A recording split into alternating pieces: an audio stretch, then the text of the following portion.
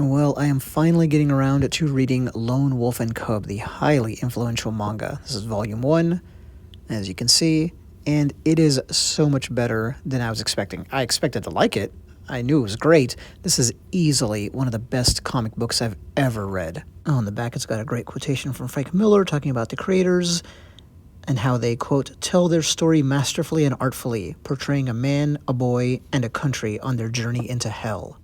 And this might or might not be a clumsy way to describe this masterpiece, but it's the most cinematic comic book I've ever read. Like, you can easily see why filmmakers in Japan jumped onto this. The tale of this traveling assassin and father was ripe for transformation into other mediums.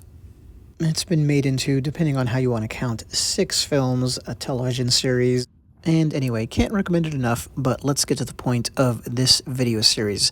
What I notice is that there's a lot of cool, interesting, off-the-beaten-path weapons in this first volume. Like, that's something the creators really took time to imbue into the story. And they are either historical weapons or at least historically grounded. And in this video series, I'm going to talk about them one by one in the order in which they appear. So here in the very beginning of the first volume, we see our protagonist held captive. He is, of course, the lone wolf, and his son on the left is the cub in the wooden cart that he's pushed around in as our hero travels from place to place. And here's the very first strange weapon seen in Lone Wolf and Cub. It's a stealth weapon, so this one's kind of a historically grounded and yet fantasy samurai tool. It's historically grounded in 2 ways. One, stealth weapons were an absolute reality in ancient Japan. Both samurai and non-samurai users had a variety of options, as this book cover here indicates.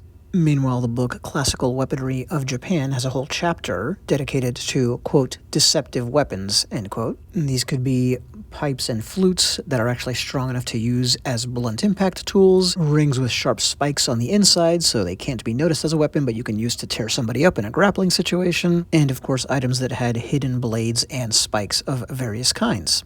The second way in which today's weapon, which I will show you from the comic, is historically grounded is that it's a spear, and the Japanese, of course, had spears, the yari, Y-A-R-I.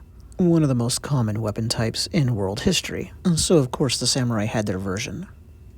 In fact, they had a dizzying variety of them, including very short spears. And this part might be a surprise to some of you. Look at how little, in terms of length, this spear is. So these were hand spears. And there are various names associated with these. I believe te yari, T-E, and then yari, is the most appropriate one, but it's hard to say because no people who have ever existed were more obsessed with taking weapons taxonomy to the nth degree than the Japanese. And now back to the manga to see the weapon in action and to touch on the fantasy aspect. 1, I don't believe the handle to a wooden cart was ever the actual hiding place for a hand spear, but who knows? And I'm even more suspicious that a spring-activated blade was used in the old days, as you can see here. He pushes a button, flicks a lever, whatever, and the spear blade emerges. But no, of course I don't think the manga creators were trying to imply that this was a completely historically accurate weapon. It's historically inspired. And as far as how it gets used, once our former captive tricks his enemies into untying him and breaks this thing out, he throws it into the throat of his assassination target. Also, on the less realistic side, I believe these would be used much more for hand-to-hand combat than for throwing. They were designed to be used in the confined spaces of cities where a regulation spear, if you will, would not work so well. Well, there it is, the first unusual weapon in Lone Wolf and Cub. Part history, part fantasy implement. Thanks.